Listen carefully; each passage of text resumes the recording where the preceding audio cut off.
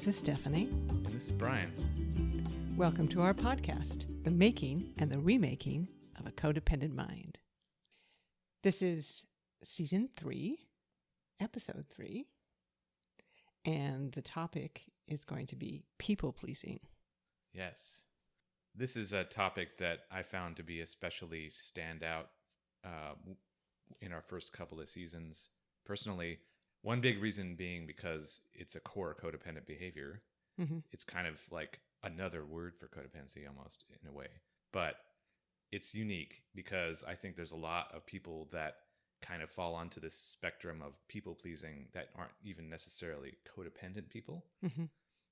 And it's just a really interesting topic to me to think about the difference between pleasing people out of kindness, genuine pleasing, versus disordered pleasing. And so I think it's a term that's used for disordered pleasing. Well, and you mentioned kindness. You would often explain your people-pleasing behavior as that you're being too kind. Yeah, right.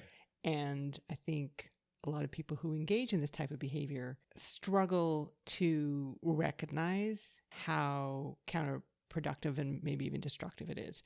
There's this resistance sometimes. They just want to believe they're too nice or they're too kind or they're giving. And if everyone was like that, it would be perfect. Yeah, right. The problem is the other people taking advantage of them. Sure, right. It doesn't originate from their own behavior. Kind of like just seeing it as, it's a virtue and, what's wrong with this? I don't need to change. Other people need to change. So that's, one of the things we're going to talk about is maybe what's wrong with it.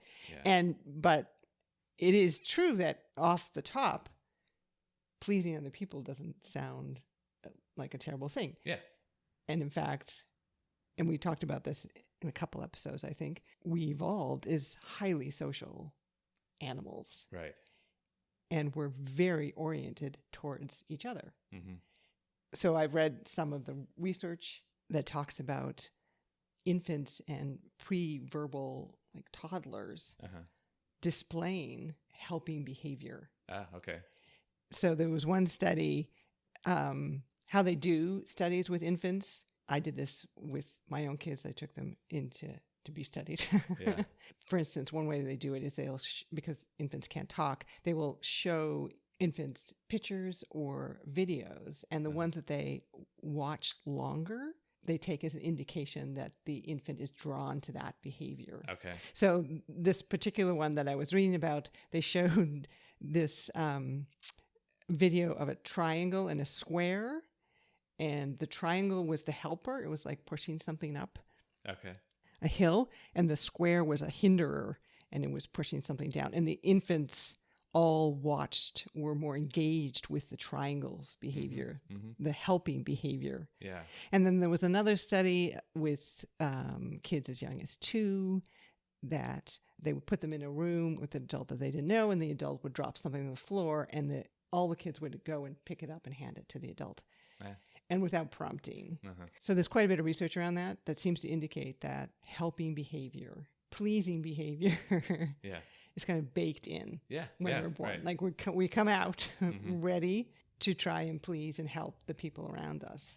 Yeah, I mean, it's something we've talked about before where it's just kind of, as a species, we're a cooperative species. We kind of need each other. We're not, there's only so much a single solitary person can do to survive. I mean, it's obviously you can, but ultimately we need to get along in some way. Right. So helping or pleasing other people is something we're all naturally inclined to do. Yeah. The problem seems to arise when it gets combined in childhood with trauma. Yeah, with trauma. Exactly. Right. So once again, back to this behavior that otherwise has healthy origins being kind of hijacked by trauma. Yeah, I think hijack's a good word. And, we had a whole episode on trauma, and it seems to be, certainly was for you, this kind of toxic combination of powerlessness and fear. Yeah, right. It's almost like we could do one or the other, but we can't do both together. Yeah, sure. So some people like to be afraid, right? They go to scary movies. Oh, yeah, right. I guess so. Yeah. I don't understand that. I mean, I can't. or they like to be. Yeah, you like it to be scary rides, but you still have this amount of power in that situation. Yeah. Like you're choosing to scare yourself. Right. And we can also, it's okay to feel powerlessness if you feel safe and cared for. Mm-hmm. So obviously infants and young children are fairly powerless. Yeah. Well, but if they're cared for appropriately, yeah. that's not a difficult state for them to be in. Yeah. But I think feel powerless, and even more so if you were made to feel powerless Yeah. and afraid at the same time, as you were for this long period of time, it just warps all of these natural inclinations. Right. And so a very common strategy is people pleasing to combat that, right? So, because it's kind of the simplest way to try to avoid additional abuse is I just need that person to be happy so they don't abuse me again. Well, we think of the 4 ones that we mentioned, the 4 trauma responses that people talk about: fight, flight, freeze, and fawn. Right. So, I mean, when you were a kid, say when you were in this abusive friendship with G, the boy we call G, and then also in some ways with your dad, both fight and flight were not options. Yeah. They didn't work, you were or I was stuck in too those afraid to use them. situations. Yeah. And then, there was a certain amount of freezing in terms of kind of shutting down yourself and your own emotions. But really, the fawn response is the people pleasing response. Yeah.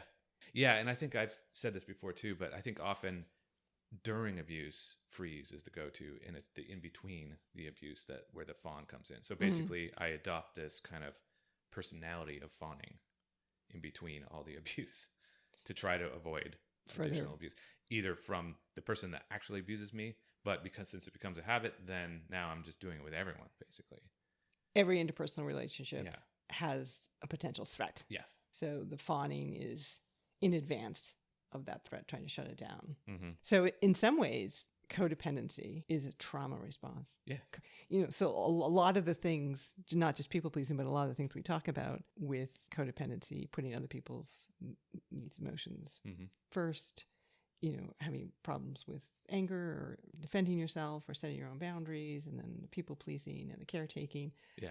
All kind of like can be bundled up into this fawn, this fawn response. It's a fear of consequences, kind of, is something that I know we've talked about before. Like kind of that the motivating factor is a fear of consequence, some kind of consequence. If I don't please this person, then there's going to be some kind of consequence. Very negative consequence. Yeah. You mean there's always consequences. Well, yeah, a consequence that I can't deal with. Well, right, because it's married with this powerlessness again. This kind of fear and powerlessness nexus. Right. Or I don't think I'll be able to handle it. That's the key too. It's you don't feel you will be able to. Right.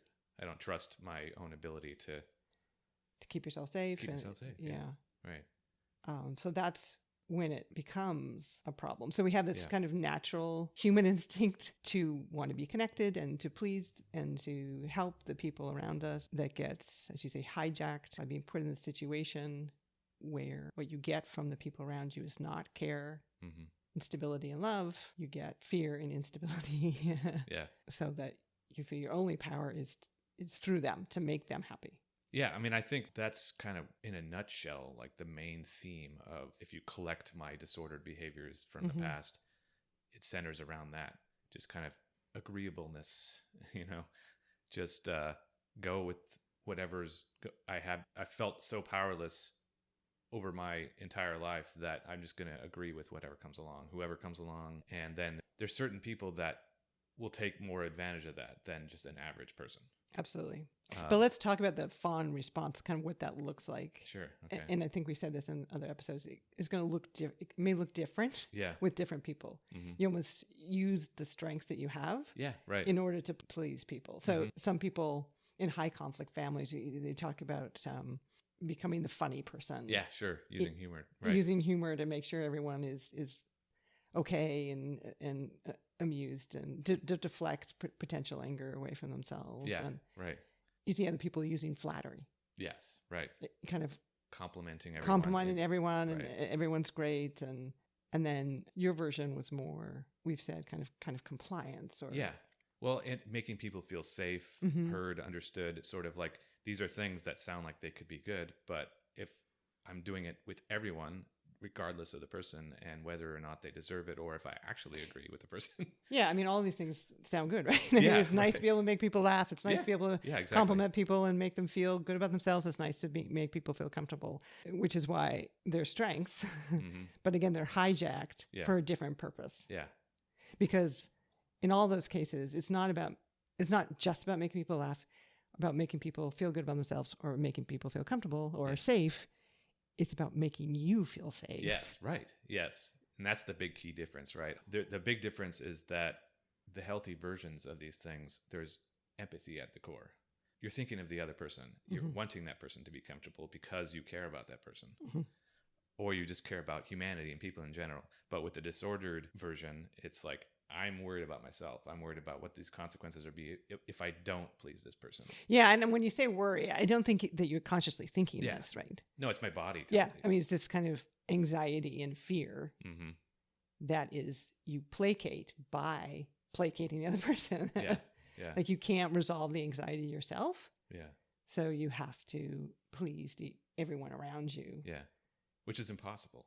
By the way, it's pretty difficult. Especially if there's more than one person involved and each person has different needs or feelings or wants, and there's going to be a conflict there. Well, so you mentioned that there are people out there that will kind of take advantage, other disordered people. So yeah, let's talk about what kind of problems this creates in a person's life when they're a people pleaser. And one of them, I think, a big one.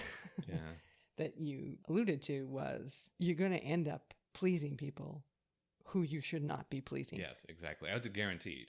Well, it's not guaranteed, I guess, but I think it's pretty guaranteed. It's pretty guaranteed. Because there's enough of them out there. Yes, there's enough other disordered people or narcissistic people or whatever it is. People who do not deserve to be pleased. Yes. They do not deserve your time. They do not deserve your attention. Right. They should not have access to you. They should not have access to other people in your life. They're bad people. Yeah, bad people.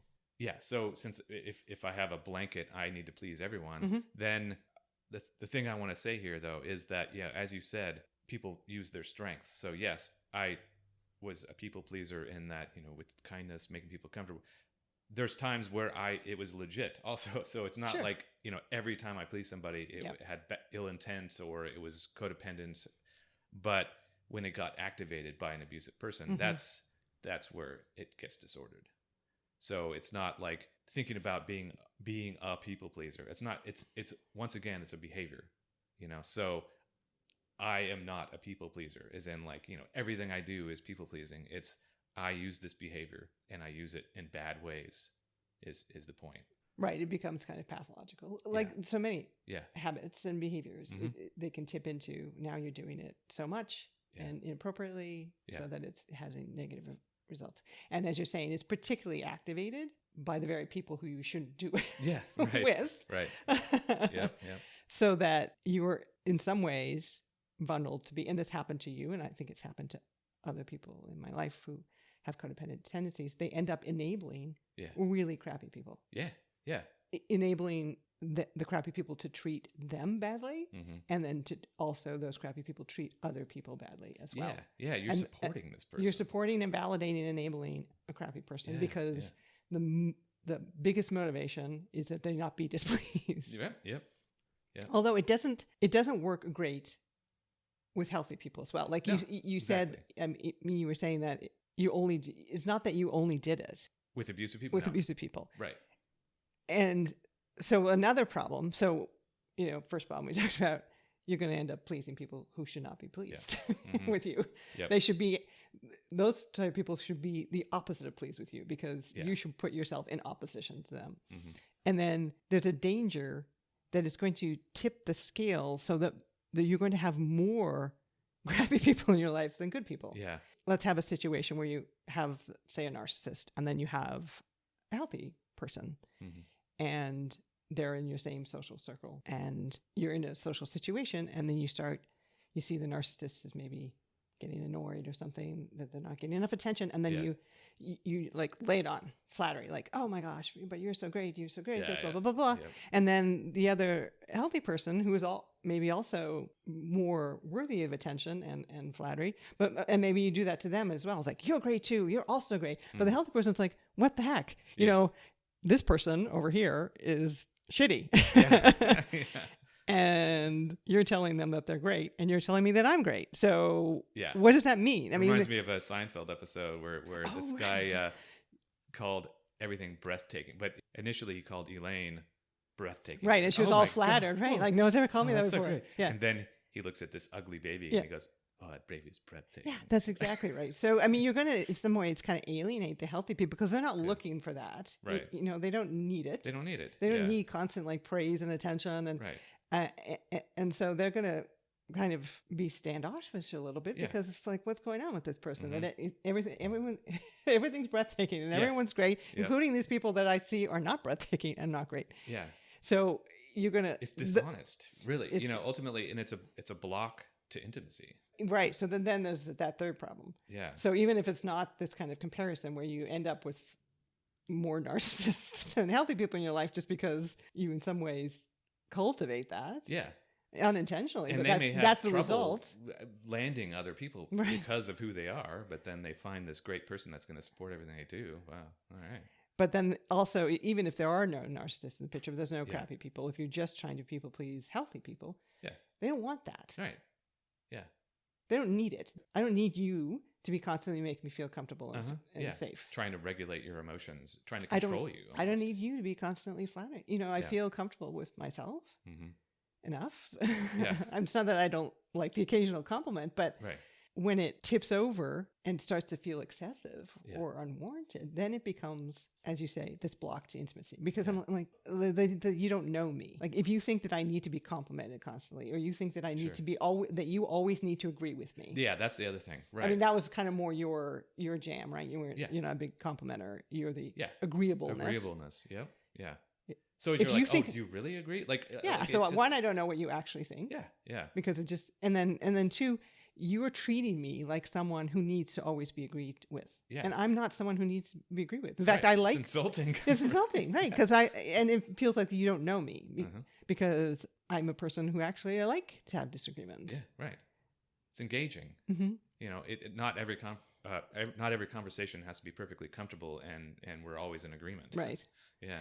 So it makes it very difficult to know you. Yeah. Because I don't know if you're actually saying what you think or you're coming from a place of anxiety and trying to match me. And we talked about matching another one. Yeah. And then makes me feel that you don't know me. So, and you know, so the base of intimacy being feeling known by each other. Yeah.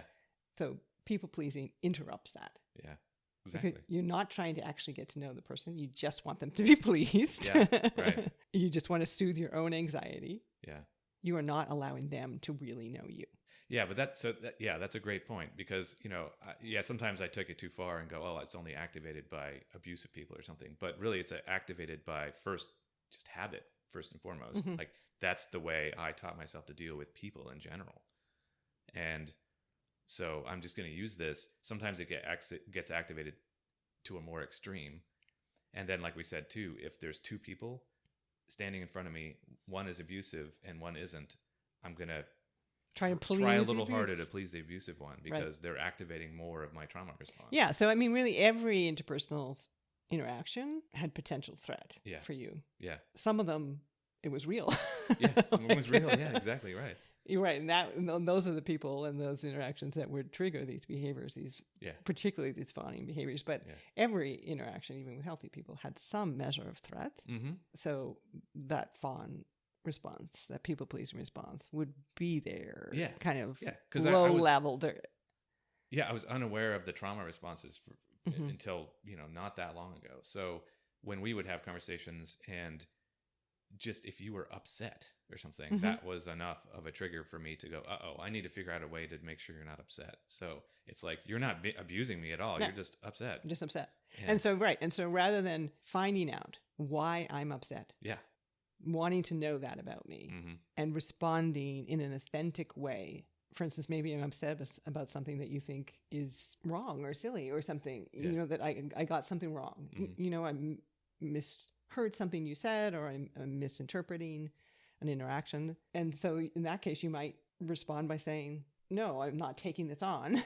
You misheard me. Yeah. Anyway, so you don't you don't actually take the time to know me and where my reaction's coming from. Right. And then you don't do the work yourself to figure out how you feel about the situation and then let me know you about that. Instead, it just goes right into like, oh, I need this person to stop being upset. Right. Because that's the only way that I'm going to feel okay is if this person, you self-soothe by soothing others rather than learning how to actually soothe yourself. And try to shut down this conversation as quickly as possible. Make sure you walk away with it somehow just not being upset. So yeah, it seems as though that trigger shuts off empathy temporarily. And now I'm just in self-preservation mode. Like you said, I'm not looking for reasons why you're upset. I don't care. I just want you to not be upset. And AA, one of the steps in AA is to make amends. Yeah. But isn't there a rule about that in terms of you're not to make amends if it's going to upset the other person? Right. You discuss that with the sponsor. Is this appropriate to make this amends? Like it's good to just know that you need to make it, but not every amends actually needs to be made because you might cause more harm than good by just being in contact with the person. I mean, this is kind of a similar dynamic there where you feel ashamed of your behavior and you would like to apologize and make amends because that would relieve some of the shame. Right. But you're not allowed to do that if that causes more harm, if that person literally does not want to hear from you. Yeah, right. Yeah, so the key here is it's supposed to be about the other person, not about you, and relieving your shame. So you have to live with the fact that there's someone out there that thinks poorly of you. Yeah.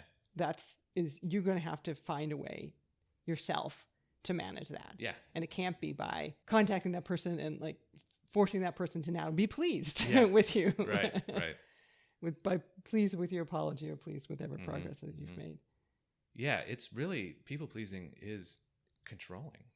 It's a controlling behavior, really. Sure, which makes sense because, again, when you were a child and you felt powerless, you had to find some way to control the situation. Yeah. And the only way was you felt within your power was to make sure that G was pleased or your dad was pleased.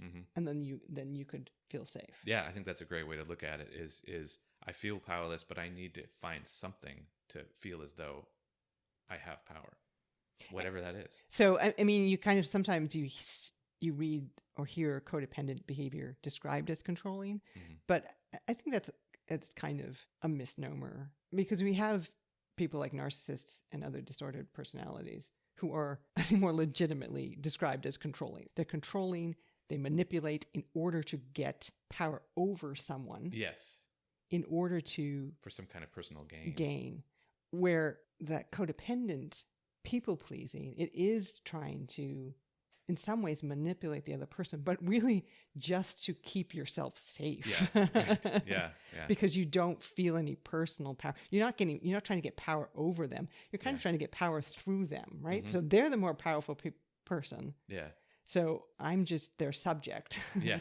Trying to make them feel okay because then they'll extend their power over me and treat me well. Yeah. So it's not necessarily, it doesn't fall into the same camp of control. It's not as directly abusive per se. Yeah. It's not power over someone. Yeah. It's not trying to have control over them. You're not trying to have control over them. All you want them to do is be nice to you. Yep.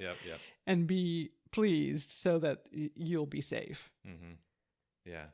Yeah. And another great example of this, looking for ways to find power when I feel powerless is resentment. And I think this kind of is a natural result of the people pleasing. Right. So I'm pleasing this person that doesn't deserve it, and I don't get it in return or whatever it is. And I feel shame for that. And then I start to feel resentment for that. And that's the best I can do is in my brain, just feel resentment for this person that I gave them this kindness and they don't reciprocate. They don't reciprocate. They're taking advantage of me. So the no ownership, again, we said resentment is kind of the anger of the powerless.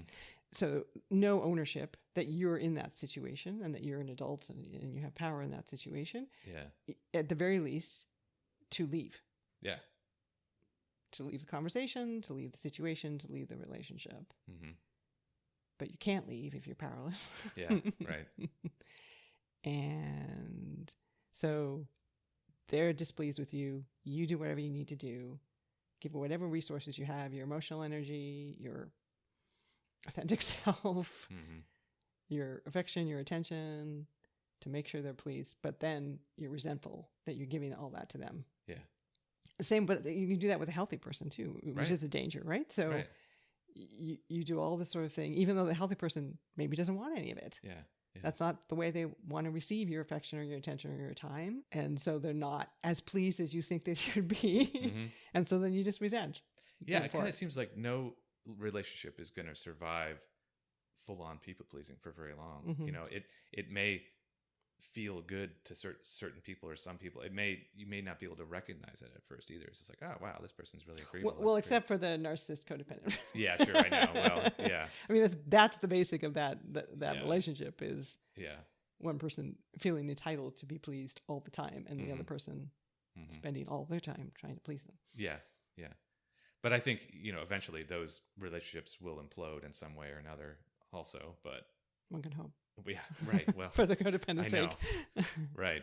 Maybe not, though. Yeah, it could go on forever. I mean, if the narcissist is getting what they need and maybe supplementing what they need in other ways too, hence the infidelity being brought in and stuff like that. Right. But to go back to resentment, you're signing yourself up for probably a lifetime of resentment. Yeah. If people pleasing is one of your major tools to navigate relationships. Yeah.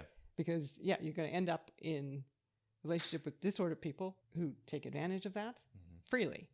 Yeah. And you're just going to be stuck and resentful. And you're going to end up in relationships with healthy people who don't really want it. Yeah. It doesn't deepen their sense of connection with you. In fact, it does the opposite. It can be off-putting. Right. And you're going to resent them because, well, why aren't they? Yeah. Right. Yeah. Responding appropriately. I'm so nice to you. What's going on here? Yeah. They don't want you to be nice. They want you to be honest and authentic and engaged in a real connection. Yeah. So like so many of these behaviors, it's something that I still struggle with and I have to watch and work on all the time.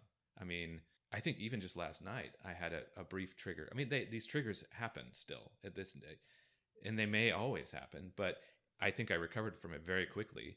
But I recognized during this brief window of trigger that I went straight to some kind of, escape. Last night it wasn't necessarily people pleasing, but that'll often be what it is. Some kind of. There's a potential where I'm going to be upset. Yeah. Or unsatisfied with you. Yeah. So that triggers in me. I need to avoid that. I need to make sure that we're in agreement again. We're in line. We match again. So yeah, that's a regular. That's still it happens. Habits are hard to break.